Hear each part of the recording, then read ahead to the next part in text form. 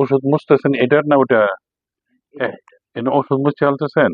মানে বাইরে আসতেছে। ও বাইরেটা মুছে আনলেন, কিন্তু পানিটা মুছে ভিতরে ঢুকায়া কটন বার মুছে মানে ওষুধটা মুছেন নাই তো? না না হ্যাঁ সেটা ঠিক আছে।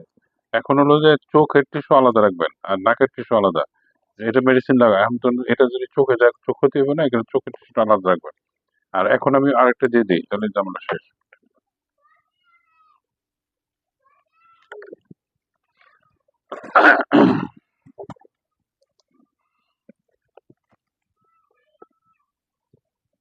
লোমের পরিমাণ অনেক বেশি।